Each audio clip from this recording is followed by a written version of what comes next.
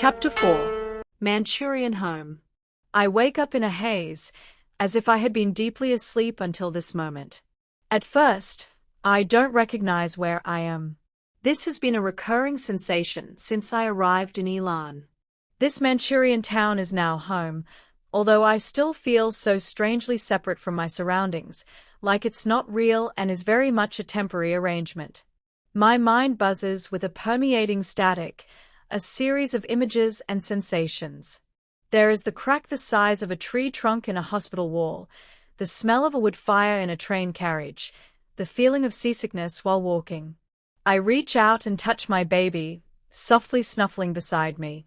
A pent-up breath escapes me. We made it. Context is scattered and changeable, and almost no longer matters because I am nowhere and nothing. I expect this numb feeling to melt, but it surrounds me like a safe, shimmering halo for now. I have lived with a war for so long that this feeling is not unfamiliar. My first impressions of this town, however, were not so great. Because of Katsuo's position in the pecking order, Fumi and I were looked at first in the hospital and were allowed to go home first. Katsuo is so well respected that a car was sent to pick us up, and to my surprise, a young Chinese man was at the wheel. He can't have been much older than 17. Even more bewilderingly, he spoke excellent Japanese. I asked him, unnecessarily slowly and loudly, I know, I am embarrassed now, how it was that he spoke Japanese so well. He just shrugged and said that everyone learns Japanese at school because Japanese is now the first language of Manchuria. It sounded scripted.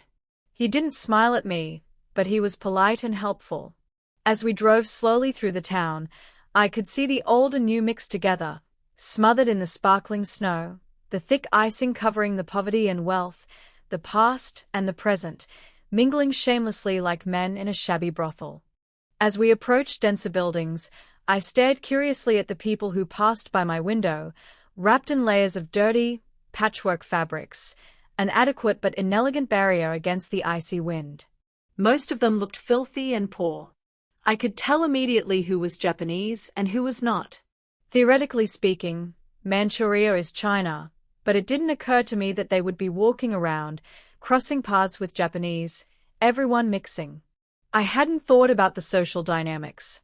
I realized suddenly, with a lung-crushing breath, that the Chinese here were like our slaves, a set of second-class citizens who had been thrown out of their homes and had no other option than to do as we said.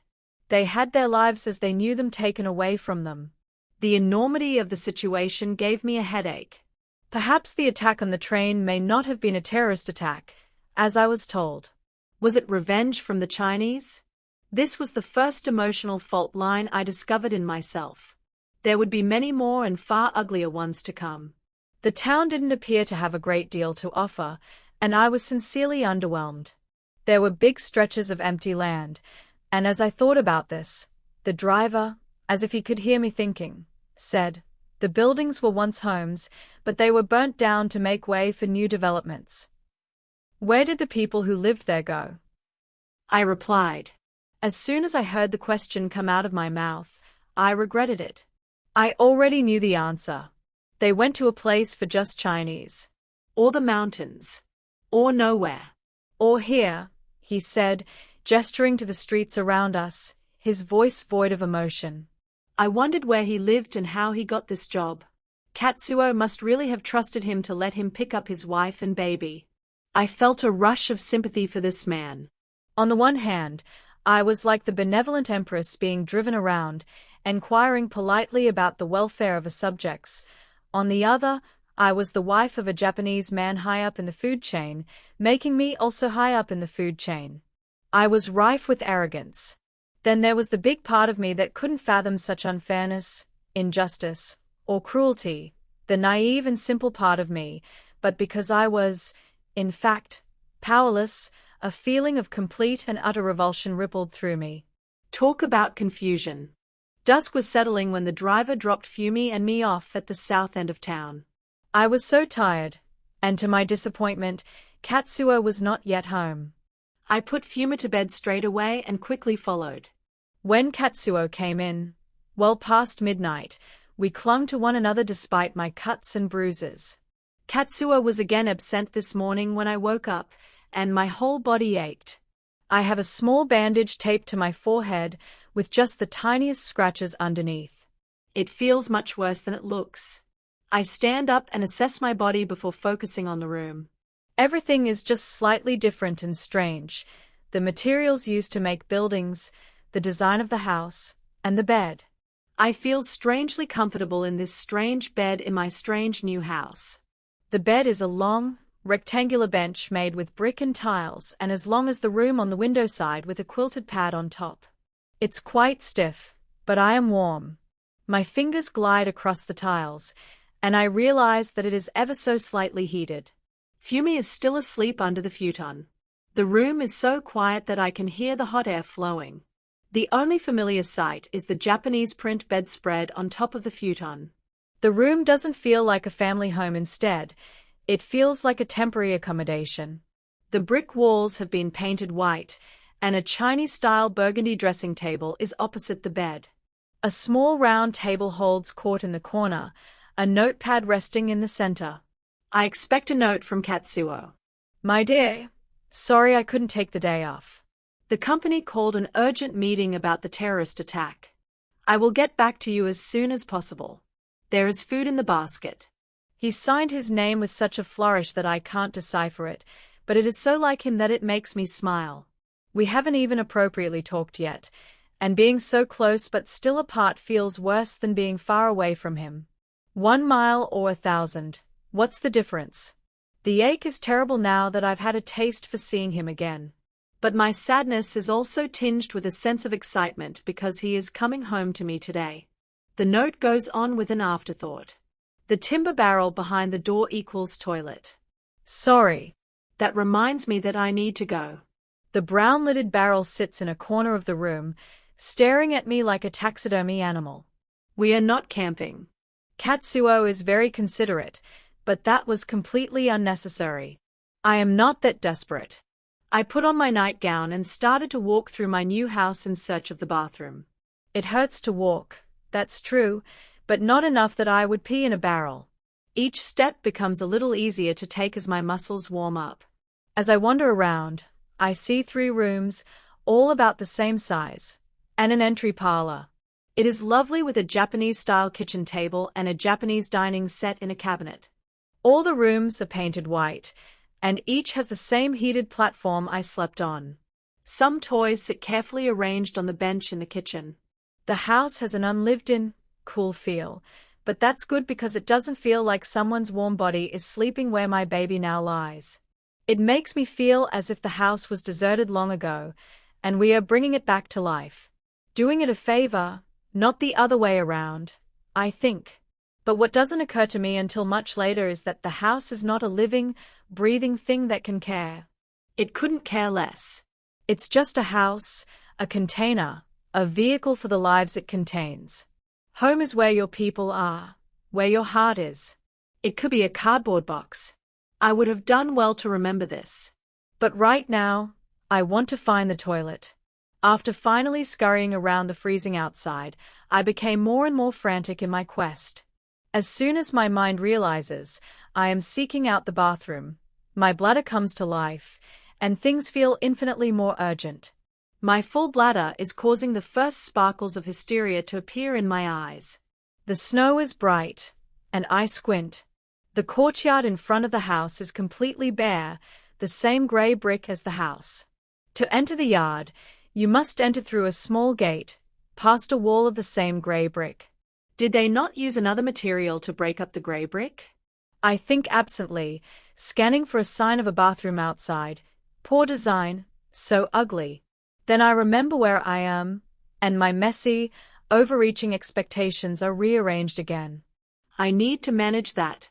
There will be many more disappointments to come. There is a skinny pathway down the side of the house. I believe there is a toilet here. I missed a small timber doorway the last time I snuck down this narrow corridor. My eyes open wide, and I almost laugh with relief. I push the door open and see the wood fire that heats the house. The coal is low, but still very much on fire.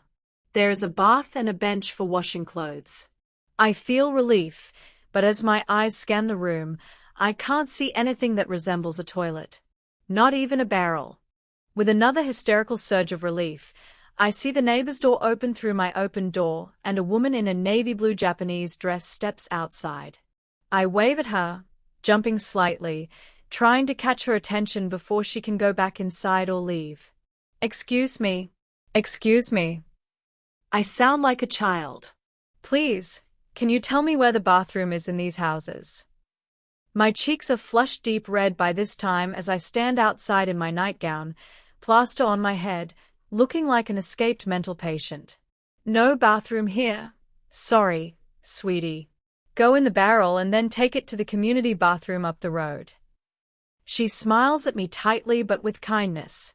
Her smile says, "Get used to it, princess." I could cry.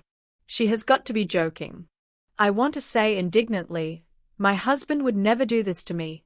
There must be a toilet here, but I'm busting and, instead, with a resigned wave, my body crooked with need, I turn back to face the barrel before the second worst thing after peeing in a barrel can happen to me and I wet myself.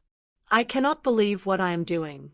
Skirt hiked up, crouching with all the thigh strength I can muster, and with the face of the saddest woman in the world, I pee. Then, with only the vaguest of warnings, my bowels explode down the insides of the barrel. This is not going well. I take a deep breath and sigh it out as weeks of turmoil exit my body.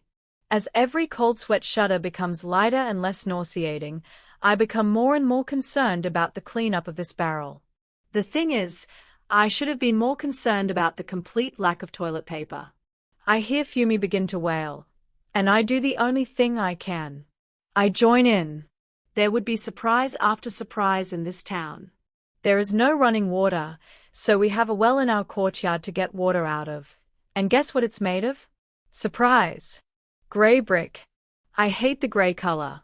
The communal bathroom is about 4 houses up the street from me, which isn't as far as some people must walk with their waist cradled in their arms. I suppose I should feel grateful, but I am not. I feel embarrassed and angry. We have neighbors on both sides with houses identical to ours and grey brick. These houses extend up and down the street in a comical grey parade of blocks. For some reason, I find it utterly ridiculous to have everything built out of grey bricks in the town. I will go back and meet the neighbor properly this afternoon. I hope she didn't hear me howling. That'd be an embarrassing start to my neighborly relations, though, to be fair, it would seem to fit right in with how it's going so far. I shake my head. I can't believe it. This has been a shoddy welcome. I sit on the bed feeding my baby and look out the window. It's overcast, snowing gently. I'd love watching the new snow fall on an ordinary day, the wind pushing and pulling at the snowflakes. The hill behind the house is like an enormous snow block standing silently, still, proud, gentle. And for just a moment, my disappointment softens, and it feels simply beautiful here. Then I remember I must clean the barrel that I have placed outside the door when the weather improves, and my pretty moment quickly fades back to gray. In my rustling around the house, I find a little booklet that says "Welcome to Manchuria" in both Japanese and Chinese. My husband studied Chinese at university, so he speaks and reads it well, whereas I know how to say thank you and that's about it. I should probably learn more, but what would be the point in saying that? This is Japan now, and everyone is learning Japanese. In rash defiance, I decide there and then that I will never learn Chinese. Then I immediately change my mind and think I will learn a few words just to be polite. I could justify it by saying I am taking a stand, but deep in the soup bowl of my mind, I know I am being childish and unaccepting of my fate. Then I realize I don't care. I am childish and unaccepting of my fate, for now. I start to read the Japanese section of the booklet and find out that Manchuria was set up with a Chinese emperor a decade ago, but the type of ruler they call a puppet emperor, which means he is Japanese. It also means this place is not Japanese per se, but a place in China full of Japanese tea sets and words. It's a strange combination of deceit and real life. I don't understand how they got away with it. This booklet doesn't tell me that before the Japanese invasion, it was full of Chinese people, with Chinese cities and towns, cars, food, music, and dancing. Chinese everything. They have made out like there was nothing here before, which isn't true. My house and this town existed before. Someone lived here, I can tell. Maybe another woman hated this house before I came here. The thing I despise over all else is these grey bricks. I can easily see them becoming the focus of my ire. I learn the name of the capital city and the ethnicity of Manchuria's inhabitants. The pictures in the booklet look bright and chirpy, with happy Chinese and Japanese. I feel a flash of shame and anger. This is not what it looks like here. Liars. I feel betrayed, and I think of all my foolish fears and how wrong I was, but not in the way that I thought I could be. This is not some paradise. It's a cockroach pit full of rats. Over 35 million people live in these 3 provinces that make up Manchuria, and almost 2 million are Japanese. We are outnumbered for sure. I look at the map in the booklet. The land is enormous, as big as anything I've seen. Manchuria looks about 4 times as big as Japan, but Russia is on top, Korea along the coast, and the rest of China goes on, taking up the map so I can't see their edges. I don't know if I have ever seen the edges on a map. I suppose the Chinese government had bigger fish to fry than defending Manchuria. Despite how big it seems compared to Japan, it is very small compared to the rest of this continent. It makes me feel tiny and inconsequential. I looked for this town on the map, Ilan, but I couldn't find it. It must be too tiny to be visible, again making me shrink. We don't even exist. It makes me feel lost. They have renamed our province to a Japanese name, and in what has become a habit, I can't help but wonder what it was called before. I then think about the part of this move I have been dreading the most, living in someone else's house and sleeping in someone else's bed. My little lies about the house being grateful to have us have worn out over the several hours I have been awake, and I feel absurd for thinking that. I scan the room, the walls, and the floors. I wonder how the little bumps and scratches got there. Who did it? What happened? I go through scenario after scenario, all happy family scenarios. A child drops a plate or cup. A mother moves a piece of too heavy furniture across a room. A teenager carves a small, undecipherable note that nobody will ever notice and that only she knows the meaning of. I feel ineffable sorrow.